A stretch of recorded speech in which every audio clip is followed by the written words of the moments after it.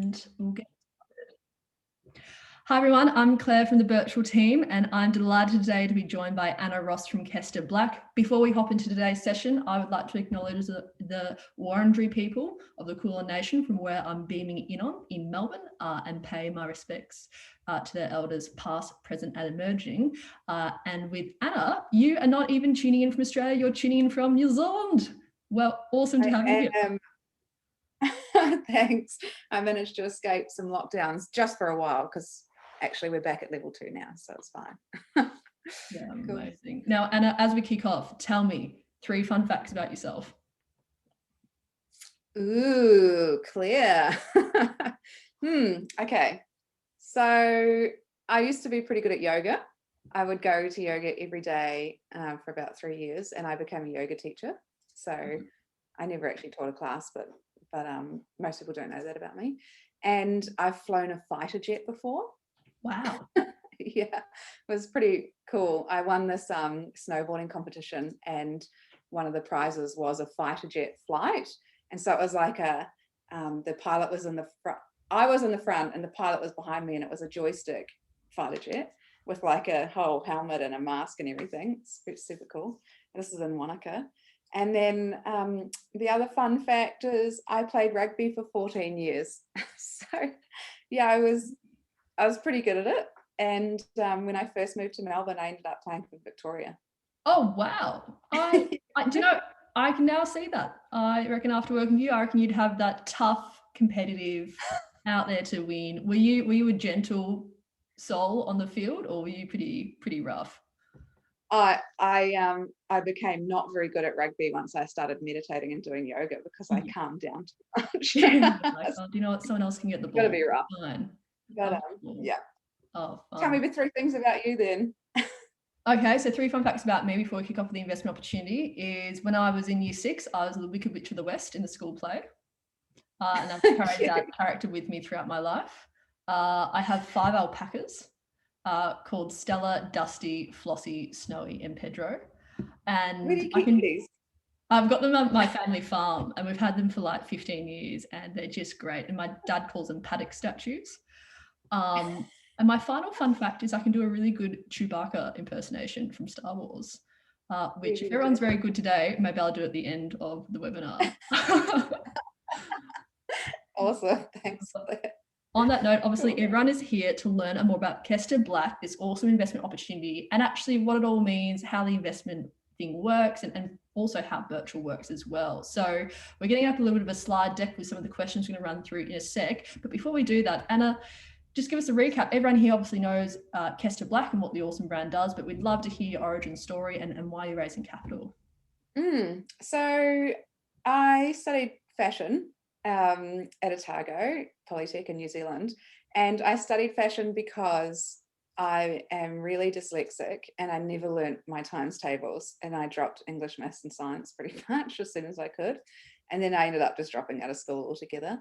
So I knew that I had to do something with my hands. As a kid, I had this 101 things to do on a rainy day craft book, and I just like read that front to back.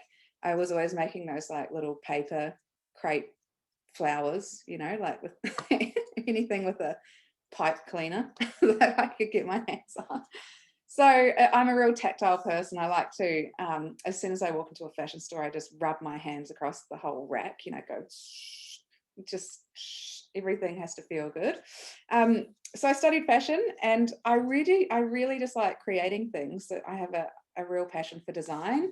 I love interiors, architecture, fashion, not as much because I don't really like the industry, but I really love to create something from nothing. So I moved to Melbourne after my degree because I asked my mum for $30,000 to start a fashion label, and she said, "No, Anna, no, you've got to go overseas and get some experience." So I ended up coming to Melbourne because the flights were cheaper from Dunedin than they were to Wellington. Isn't that wild? So I started Kester Black soon after I arrived, kind of in 2009. It was like a little bit of a hobby, and it was just jewellery. So I had a full-time job, and I just did Kester Black on the side, making jewellery, selling it at some stores in Melbourne at Life with Bird. And then I wanted to colour sterling silver, and I knew that you could use enamel paint. So I went into town, bought a nail polish, and coloured my sterling silver ring, which was a total disaster. But I thought, oh, nail polish is quite interesting. Maybe I could sell that too, so that I could fulfill my thing about working for colour. I was just so bored of working with silver.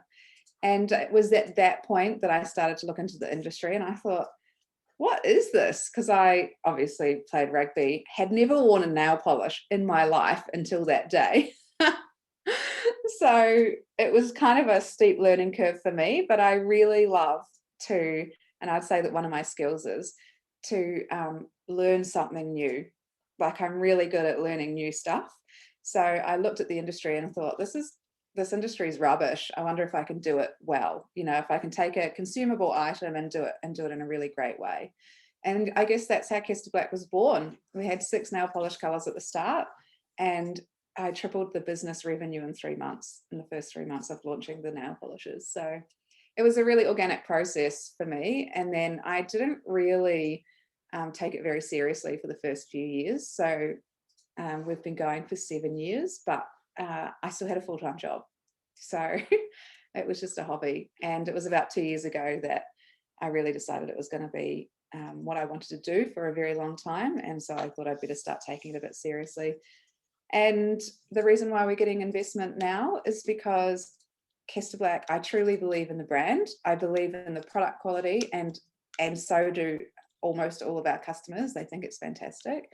And I want to create, I want to have a lot of impact. I want to create a global change in the cosmetics industry. And we're lucky because we're small, because actually the big boys, like the L'Oreals and the Estee Lauders, because they're too big, they can't innovate and do exciting things. So they just copy all of the small brands. And there was a really funny story when I went to a big cosmetics trade fair in Italy 2 years ago. And it was one of the biggest manufacturers of cosmetics globally, right?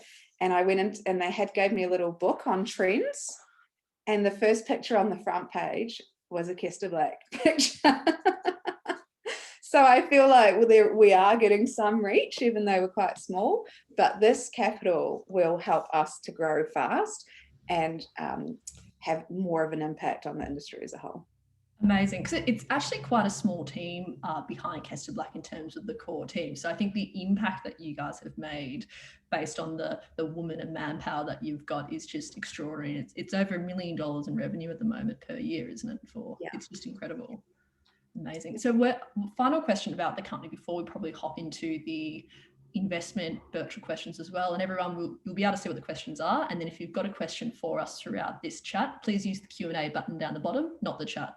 Q&A button. I'm very, very strict on that. Otherwise, I'm not going to look at the chat questions. But the question for Kester Black that I have is, where are your products made? So they're made all over, actually. We used to only manufacture in Australia, but when I was developing our lipsticks, a friend of mine who's been working in product development in London for about 20 years, she said, you only get the chance, Anna, to launch a lipstick once. And if it's terrible, they will never, ever buy from your brand ever again. So you better do it well.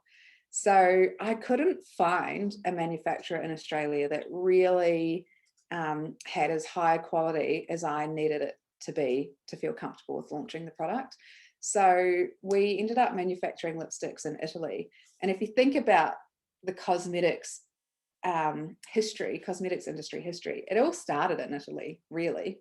So Europe was like the hotspot for cosmetics. And in Italy, they've been manufacturing cosmetics for over 140 years.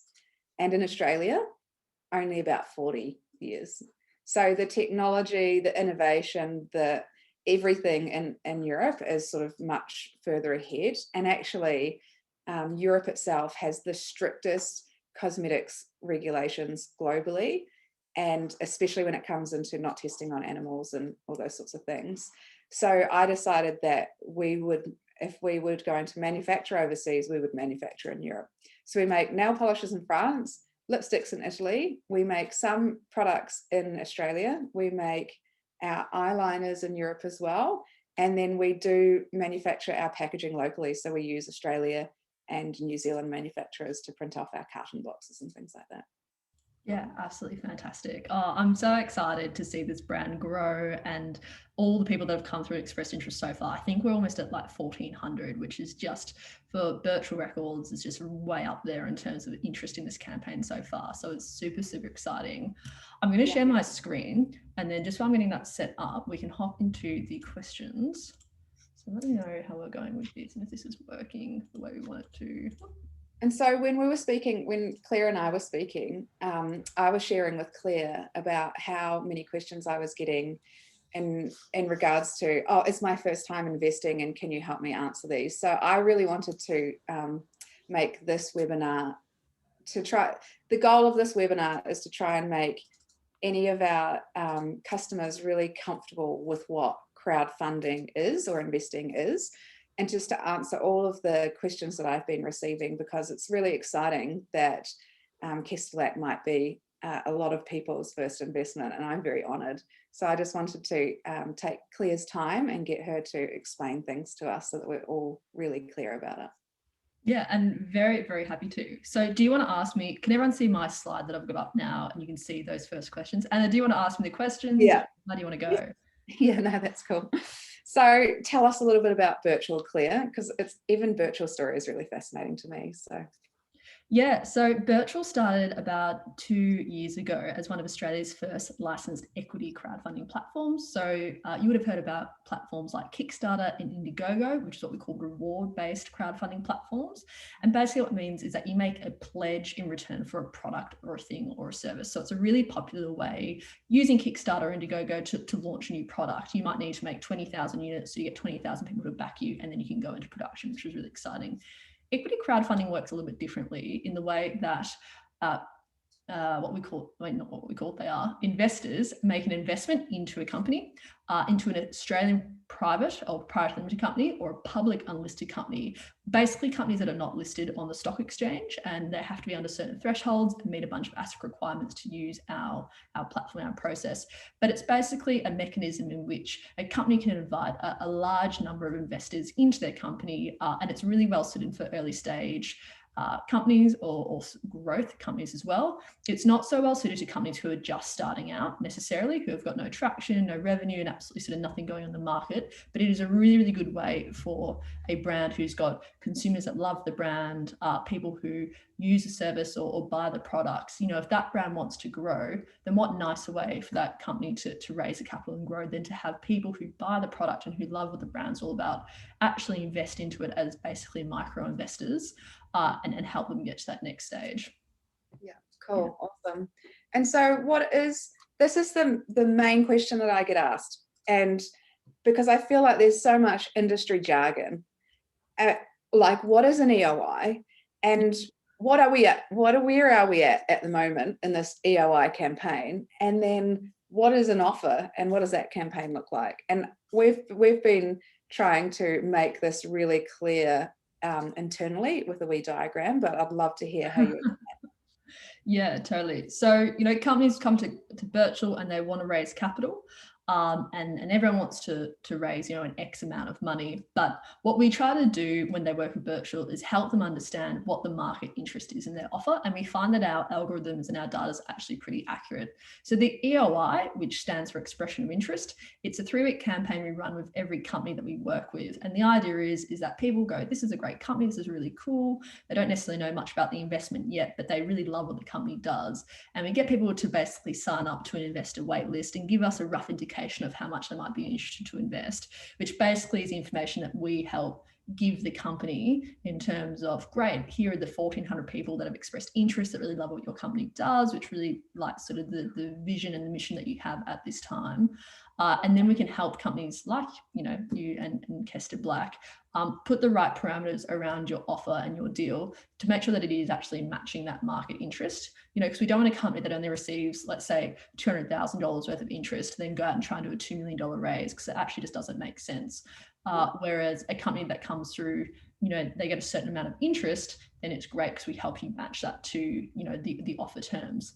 as an actual EOI is what a lot of potential investors are now, or investors that are going to go in the next round.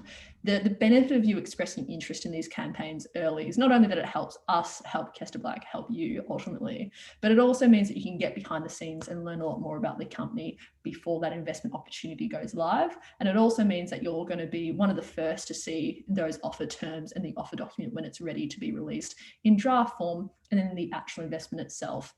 What we have found in some of the campaigns that we run is that when we go to that offer phase, there's always what we call a private offer and then a public offer. Whilst the terms of the actual investment opportunity don't change, it's a really short window of like 24 to 48 hours where only the people who express interest can actually come in and invest in the campaign. Now, what we're finding increasingly in the campaigns that we're running is that they're fully funding, which means they're actually hitting their maximum target just from the people who expressed interest, which means it never actually goes back out to the wider public, because once we hit that maximum target, we can't accept any more investors. All those shares that were allocated in the round have been issued, and those who weren't on the list actually miss out. So if you are thinking all about investing in Kester Black and you haven't had a chance to yet, or you just want to be there on the list to see those first terms, or you want to make sure that you're there when it opens, we really do encourage you to express interest, because you're basically on the wait list. So as soon as everything goes live, you're the first to know. Cool. So I just want to clarify that just in a sentence. Let me see if I can distill this. Yeah, totally. So essentially, if you sign up and become an EOI, what we'd call an EOI, really it just means that you've joined the wait list. And then once the share offer goes live, the shares will be offered to the people on the EOI list or on the wait list before it goes to the public, so that it's open publicly. Exactly. Yeah. So like a really good example, this was a campaign we ran about 2 weeks ago, and their actual offer campaign, it had a 20-day period, but they fully funded in 5 days and we had to shut the offer. So these campaigns can really take off, and all the investors in that were actually people who had expressed interest pretty much. And not many people got in who hadn't been on the list. So exactly as you say, it's a wait list for those that really want to get in early. Yeah, cool. Awesome. And so as I understand it, it is as simple as going to Birchal. And what do you have to put in there? What do you need to sign up? Yeah, totally. So I think the thing to remember is that you as an investor, you're investing in a private company, which is Kester Black. So Birchal is the mechanism through which you're completing your investment, but it's not where your shares or your investment is held long term, if that makes sense. So basically the investment process in Birchal, you can see the Kester Black profile on Birchal when their offer opportunity is live. You'll be able to go to the page and it will say view investment offer.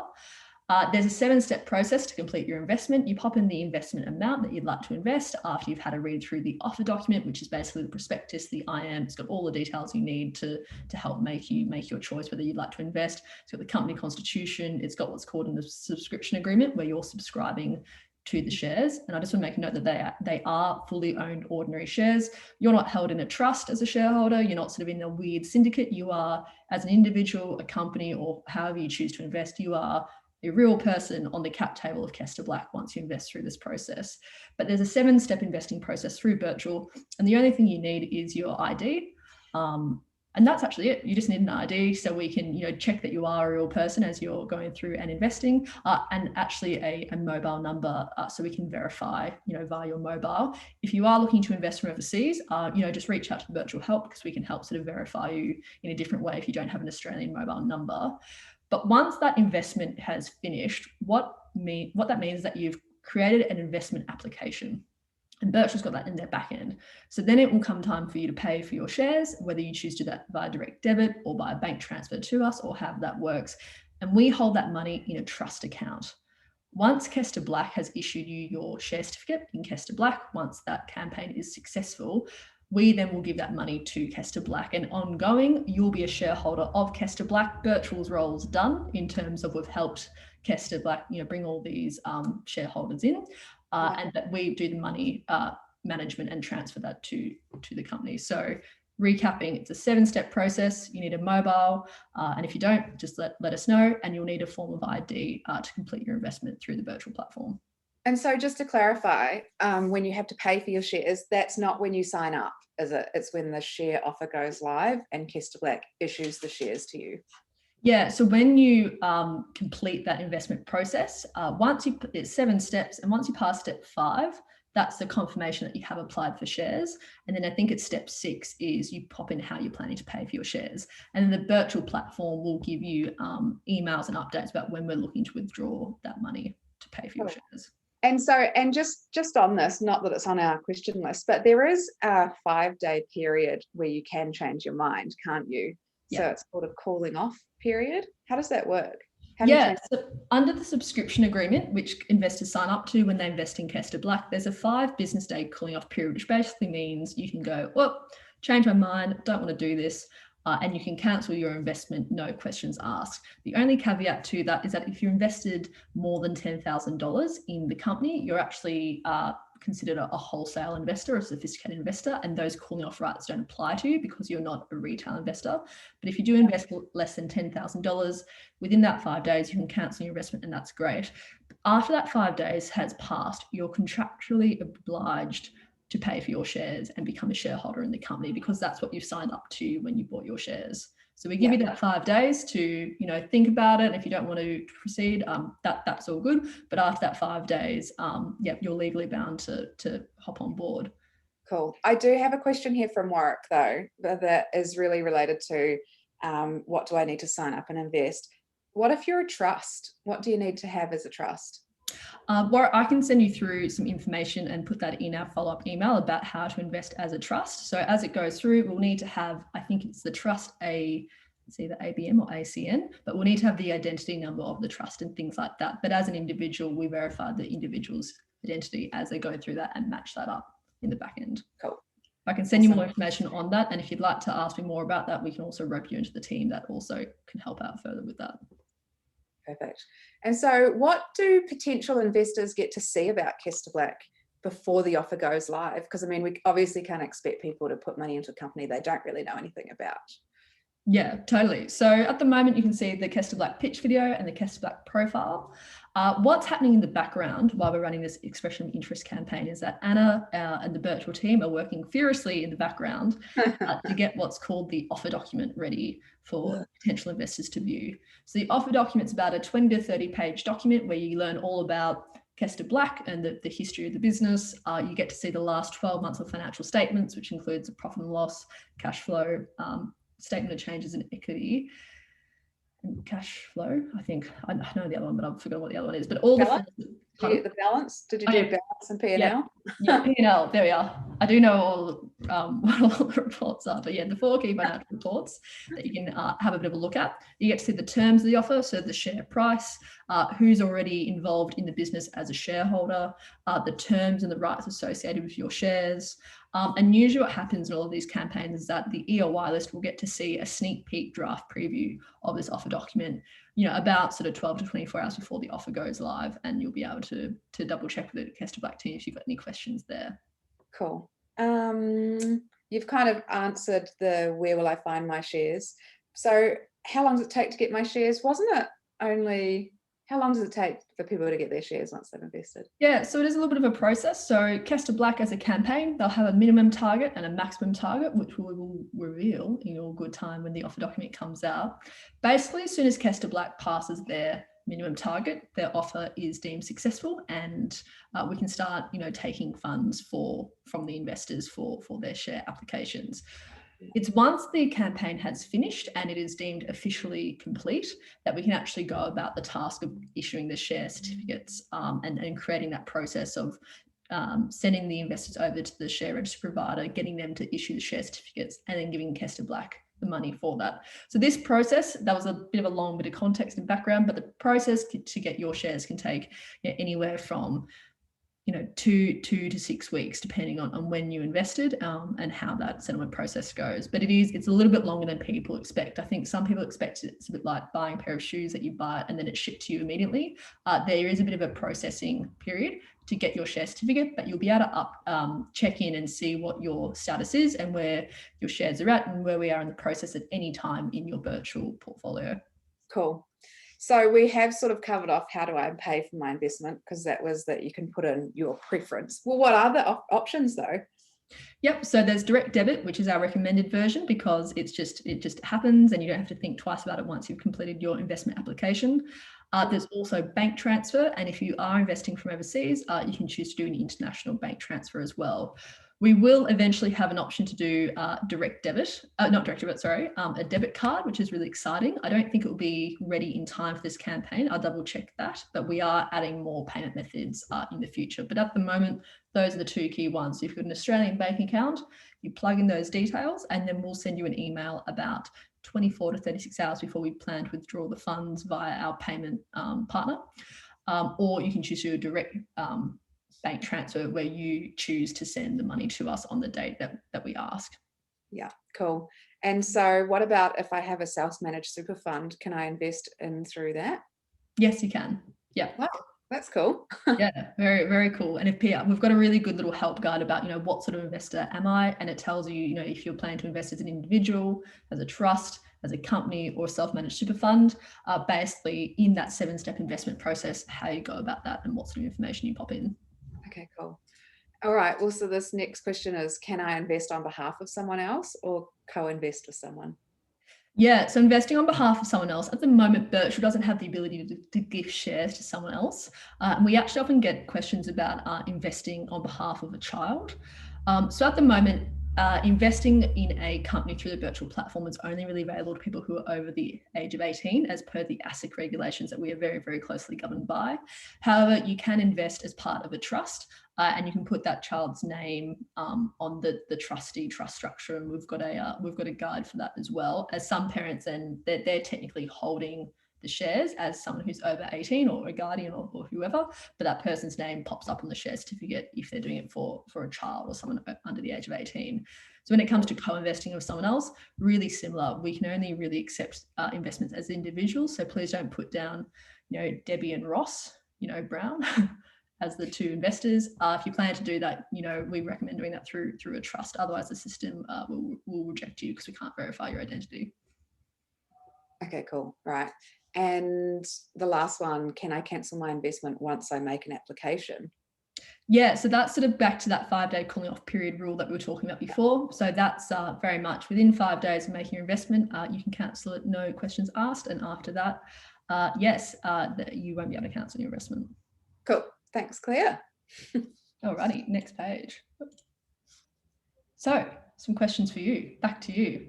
Now, I know you've been having a look at some of the EOI data coming through and you may not have an answer for this, but in a perfect world, what's sort of the minimum amount you're looking for people to invest in, or what's the bottom threshold? We think that it will be roughly $250. Yeah, beautiful. Yeah.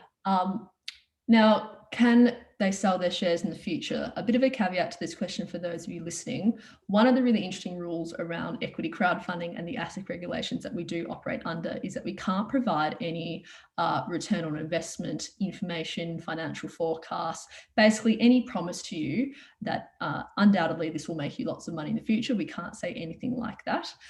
So questions about ROI and everything like that, please, hold off, because we're literally legally not allowed to sort of talk about that. But in terms of being able to sell the shares in the future, or basically make these shares a bit more liquid, Anna, do you have any thoughts about the future for Kester Black if you're thinking about having any facilities where investors can sell shares, or is that something that you're looking to sort of look at a bit further in the future? Yeah, no, we've definitely considered it, and there will be an ability to sell shares. Generally, it has to be offered back to anybody who's got more than a 20% shareholding. And at the moment, that's me. so I will probably buy your shares back off you if you would like to sell them. Or this really cool thing that I didn't know is that the company can buy the shares back. So that's really interesting. So that will probably be an option too. Yeah. And if you've got any more questions about that as an investor, there'll be more information about this in the Kester Black Company Constitution, which is basically the governance arrangements of the company, what you can do with your shares and things like that. So that's always one to check out, where that will all be laid out to you in terms of what the rights are associated with your shares and anything like that. Cool. But so once your campaign at Birchal's done and dusted, you've got your hopefully hundreds, if not thousands, of shareholders on board. It's really exciting, and you're charging into the future with these fantastic products and expansion plans.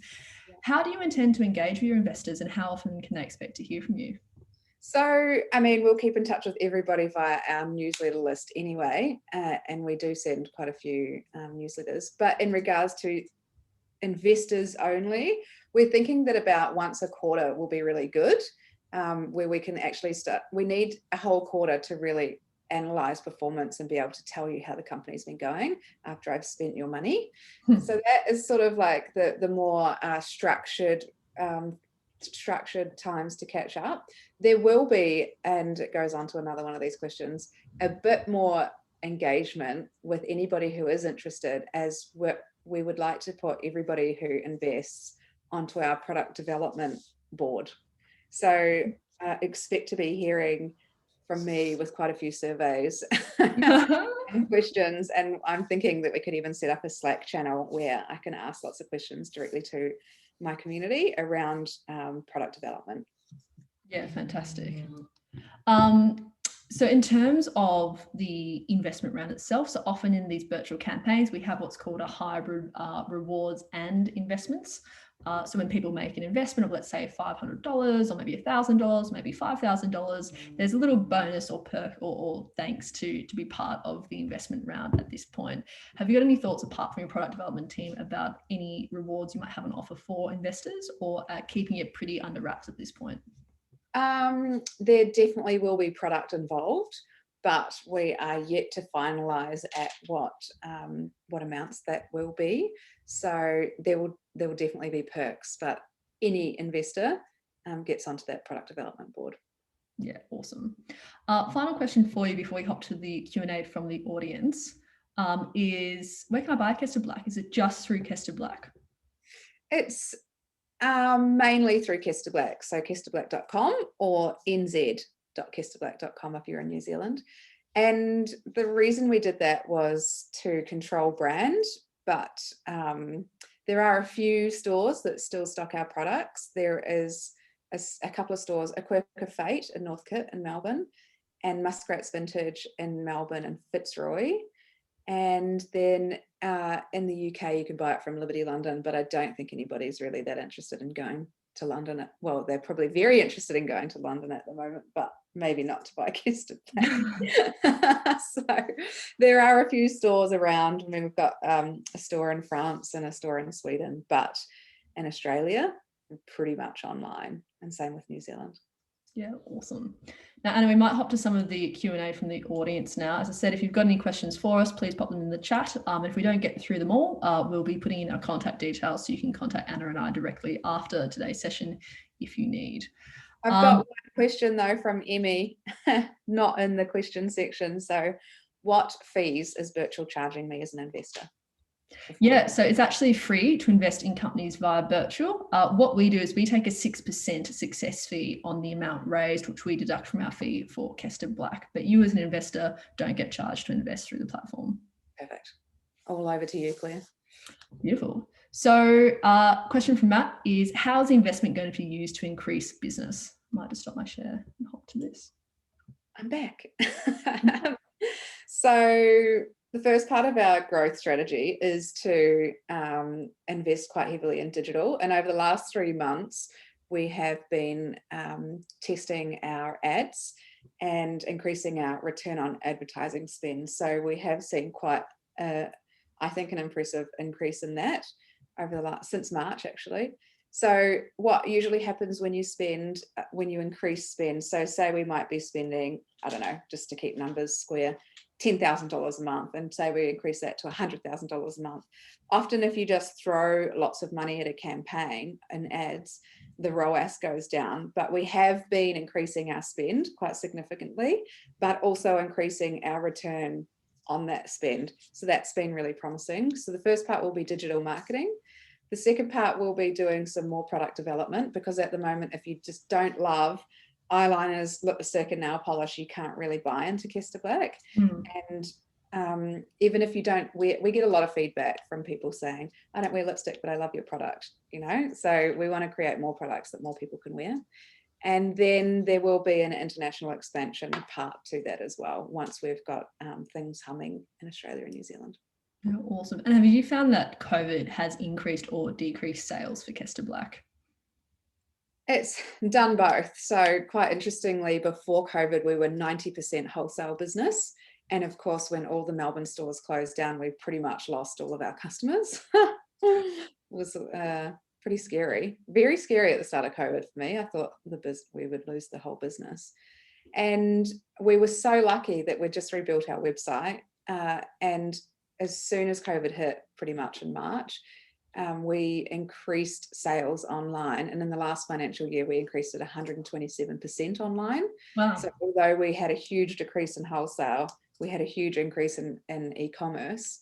And we've actually increased 53% revenue over the last financial year. So it's been, I hate to say, good for us in some ways, bad for us in others. There was an instance last year where shipping delays had an issue. We had a very big effect on our business, and we couldn't get our top selling SKUs. And probably most people who love Kester Black would have been very angry with us for about 5 months because we had no top coat, no base coat, and no nail care treatments. And they are our top selling SKUs. So we actually think that our revenue was affected 30 to 40% because of not having those products in stock during COVID. Wow, and the huge delays in the shipping, good heavens. Yeah. Someone's asked a question about the investment itself, and this is something that I can probably answer.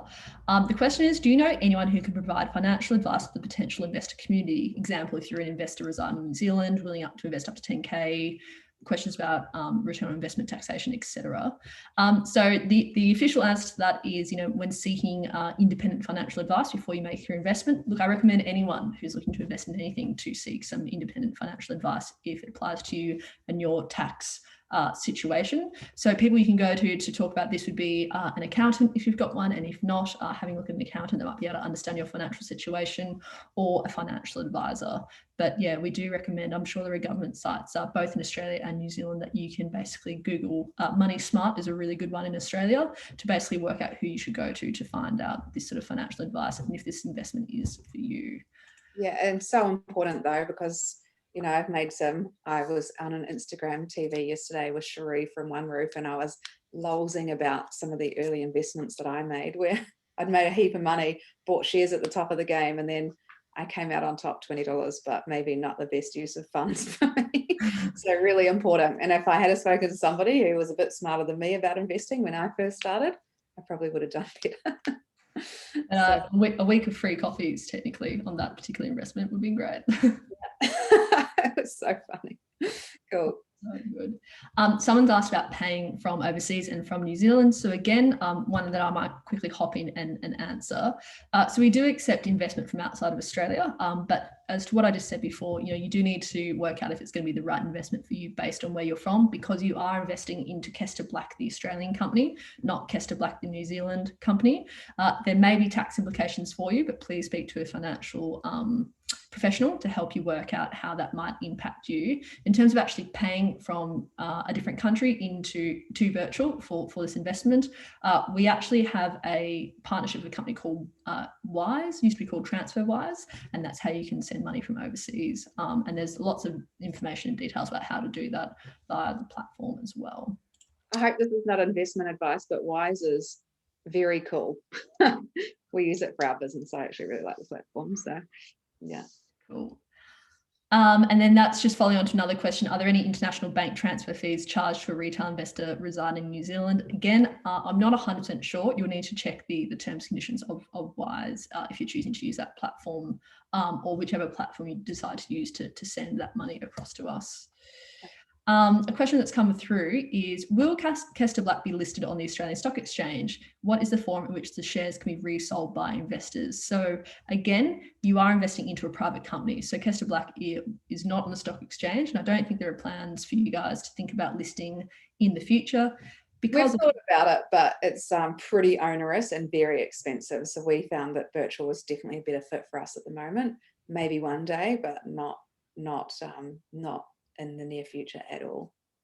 Yeah, and look, what one company has described, investing in a private company like to me before, which I thought was really quite cool, is that it's a little bit like investing in an avocado tree. So, you plant the seed and hopefully in 10 years, that tree bears fruit, and that is the fruit of your investment.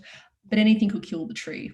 between, you know, that 10 years that it's growing and coming to fruition. So as we always say, please risk the crowdsource funding risk warning and offer document before investing.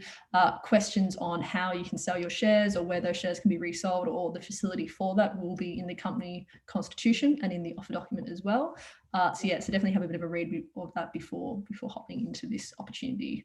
Another question is about dividends. I understand that Kester Black is a high growth business and all profits will be going back into growing the business further. Do you have a plan in the future to pay dividends or thoughts on that? Not on the short term. So for anybody who doesn't understand, if you buy shares in the ASX and they're publicly listed, or if you bought Telstra or Vodafone shares or something like that, often what happens is they pay profits out to their shareholders. That is something that we will very definitely be doing in the long future.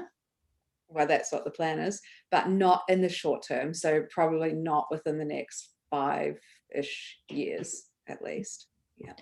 Which another question's come through about, you know, the value of the company and the value of the shares, which I think sort of segues quite nicely into this. So the question is, I recently started investing in ASX listed shares and it's really simple to monitor the value of the shares.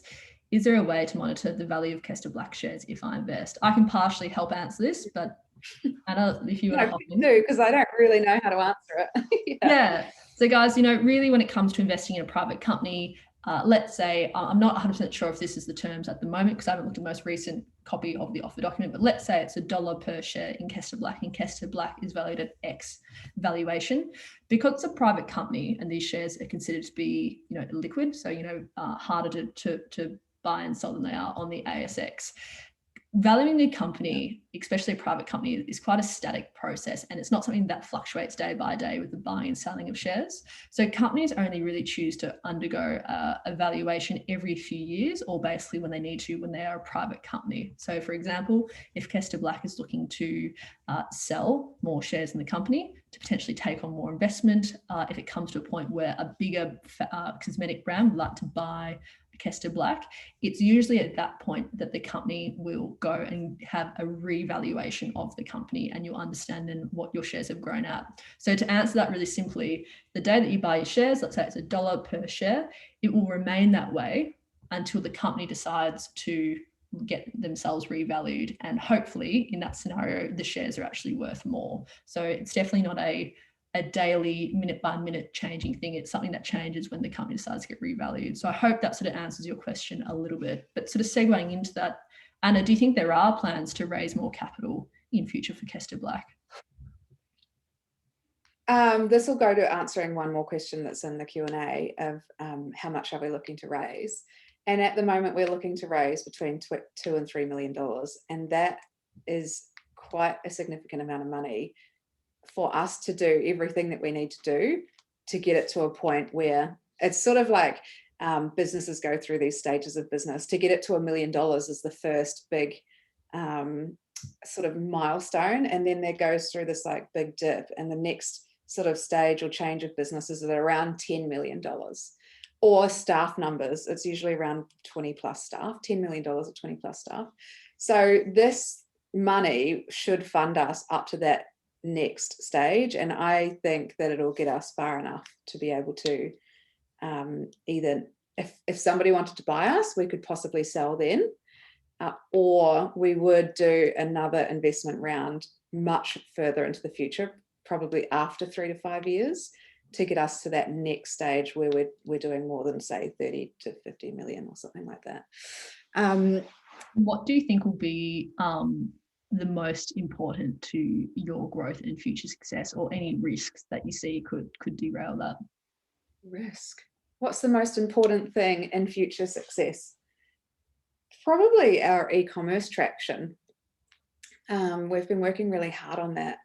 So e-commerce traction meaning our digital marketing. We're going to need to be very serious about digital marketing. In regards to other risks, shipping. Customers in Australia not getting their order that they placed today for 4 weeks because Australia Post closes down for the weekend. That's probably the biggest risk, because although I don't own that part of the supply chain, actually shipping times have a really big effect on on how people perceive the company. So that is probably one of the biggest risks that we face. But in the offer document, I've written about 10 pages on risks that you can go through.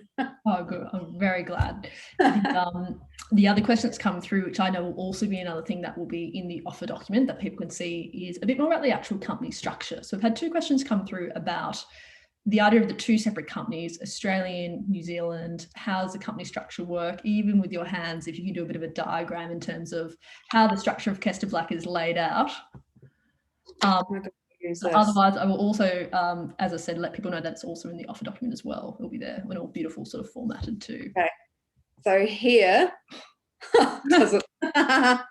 up here is Kester Black Australia. And just under here is Kester Black New Zealand. And so Kester Black New Zealand is 100% owned by Kester Black Australia.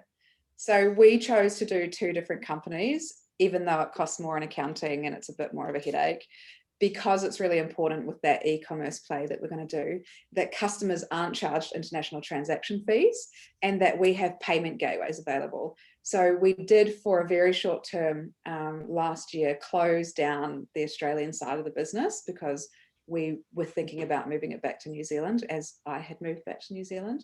And it was really upsetting actually, because we couldn't have Afterpay or PayPal or any payment gateways that weren't essentially Shopify. We're on Shopify. And then when we were paying the money out of Shopify, we had to convert it, and Shopify has like some pretty steep conversion fees. So if we see that the growth that we're expecting, then the double handling accounting and company registration in 2 companies will be much less than the profit that we will make by more sales and less transaction fees, essentially, for converting funds to and from Australia, So just confirming this, and I might be going a little bit deeper into this. So you've got Australian Kester Black, which fully owns New Zealand Kester Black. What happens in the 2 companies? Is Australian just a holding company? Is the IP in the New Zealand one, or how does that work? The IP is held in the Australian company. So any shareholder that invests into Kester Black will only invest into the Australian company, but the Australian company owns the New Zealand company. So then you will own the New Zealand side of the business. So both are operational and both need to be operational to have money coming in and out, so that that we can claim things like GST, and that we're actually legally a business in both countries, and it pleases both countries' tax and accounting laws, essentially. Yeah, awesome. Which is actually, speaking of which, comes very nice segue into reporting on the company. So as you mentioned before, hoping to update your shareholders every quarter of the performance of the company, and the questions come through about annual reports and whether they expect to receive annual reports. I can partially answer this. Yes, you can expect to receive annual reports from companies that raise capital through crowdsourced funding. It's part 1 of the requirements. They do produce an annual report every year. Whether the financial accounts are audited, so from an asset point of view, they don't need to be audited unless the company raises more than $3 million. Some companies have their accounts audited anyway, and other companies, every company has to have their accounts done by a qualified accountant. But throwing that to you, Anna, any more light to shed on that one? Annually. It's such a nightmare. I don't want to do it more than that. No, we get management reports every month. So we will update you guys quarterly. But as for actual full financials, just once a year. Yeah. Are you looking to develop any other products? Can you give us a sneak peek into what's in the pipeline? Yes. Oh my God, I'm so excited. I could talk about this. We should do another whole Q&A on just product. But, let me put it this way. So when you're just a nail brand, nail accounts for only 2% of sales globally, right? So it's very niche, very small. And so we've had an experience where we went into a store and we just had nail, and because it's so low in their overall revenue, we really didn't get any say as a customer or a stockist of that store. So Kester Black aims to be a full beauty brand before we take on any major stores again, so that we actually have a say in it. So there will be more SKUs. We're looking at more eye and brow products, And we will definitely be doing more lip products because everybody seems to love our lip products. And we'll be introducing treatments for each category as well. And then even more exciting stuff in the pipeline, which I cannot share yet. Yeah, super exciting. Oh, I can't wait to be there, and hopefully be one of the product development people on the team to as soon as they come out. I'm just hopping through because we've still got quite a few questions, and I'm very mindful we've got 8 minutes left of today's webinar. A question's come through about people that express interest, the amount that they express interest versus when they get to invest in the platform. And the question's been asked, if you're a $10,000 expression of interest, that you put that in versus someone who expressed interest at $1,000. This is $1,000. Does the person at $10,000 get to invest first before the person who said they wanted to express interest at $1,000? I can partially answer this and then hand it over to Anna. So the offer document timeline, there's an open date of the offer and a closing date of the offer. On the open date of the offer, every expression of interest gets access to the offer on that open date. In some cases, when campaigns have been run, for whatever reasons, companies have been speaking to a few of the investors on that EOI list, the day before, and been having lots of phone calls and chats with them. So, through that connection, they may see the offer on the same day as all the other EOIs, but maybe 15 minutes to half an hour before the others. But what happens when the offer is usually open is that there's an SMS from Birchal that goes out to everyone instantly, letting them know the offer is open. There's also an email from Birchal that will go out to the whole list, letting them know the offer is open. And there'll also be emails going out from Kester Black as well. But Anna, if you've got anything else to sort of add to that, fire away. No, but it did sort of wind into what preferential, do bigger investors get preferential treatment? And the answer is no, only a difference in the rewards that you get. Yeah, cool. They're all fully paid ordinary shares. So even a $250 investor will, actually it will come down to voting, because everybody gets a vote, but it's in regards to how many shares they own, I think. God, I should get David onto this call. He's our other director, but he's a lawyer. He's in charge of this section. Sorry. I think there's also, again, information in the Constitution and in the offer document about, voting rights, how that all works, and how, that plays out between someone who invests $10,000 opposed to someone who invests $100, or well, that you can't. $250 is the minimum in this particular campaign. But there is a question that comes through into how you've chosen your directors, which has come through, which is really interesting. And I believe it's just yourself and your lawyer that's helping you run the business. Oh, because David is the best. And after many years in business, it's been really important to me to find really aligned suppliers. So we've got a fantastic accountant. We love her. David has been working with me for about 2 years now, and he is the most kind person, and I 100% trust him. And I thought we needed to have an Australian-based director for this virtual raise. And when we asked, David was the only person that I could think of who I trusted wholly, that if he wanted to come on as a director, and he said yes. So there is liability for directors if I go off and do something crazy and embezzle all the money, or I don't know, with other things that you can do, crazy things. He could go to prison for that. Yeah. So we need to trust each other, and we've had a really great working relationship for a number of years, and I love him, and I'm sure all of our shareholders will love him too.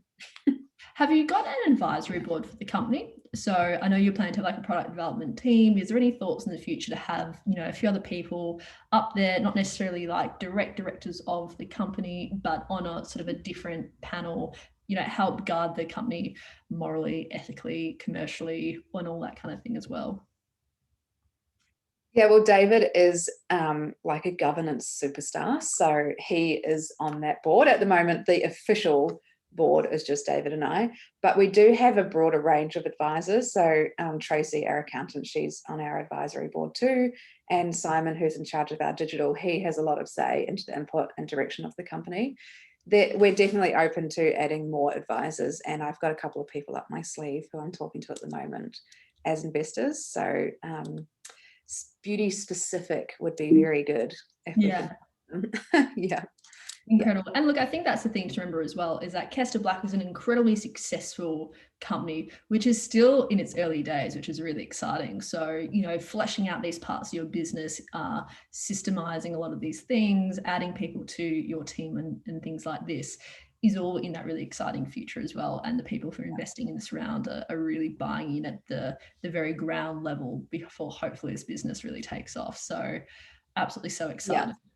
I am really aware that we've got a few other questions that have come through, but I think we are running out of time and I want these questions to be done justice. So what I might do is wrap up the session here. We have recorded the session for today. If you would like to watch it again later on, we will be sending around a follow-up email where we will have the contact information for Kester Black and the contact information for Birchal as well, if you'd like to ask us any more direct questions. I like to think we're both open books and want to be really transparent about how this whole thing works. We want it to work well for companies and for investors, and we really believe in helping support, you know, Australia's most exciting early stage companies to come through and really, you know, rocket to growth with the support of people who buy the products and love what the brand does. So I really loved today. Thank you so much for your time, Anna, and I'll pass it over to you to make any final comments. Thanks so much, Claire. And if you can just include a picture of your 5 alpacas in the follow-up email, that would be really appreciated. Wait, do we deserve a Chewbacca impression? Oh, no. Yeah, you've got to do it. So you got to remember that's a conversation between Han Solo and Chewie. And so Han's like, Chewie, no, and Chewie just goes, that's my Chewbacca. I have seen that, and it's pretty. I might remove that one from the recording and just chop that bit out.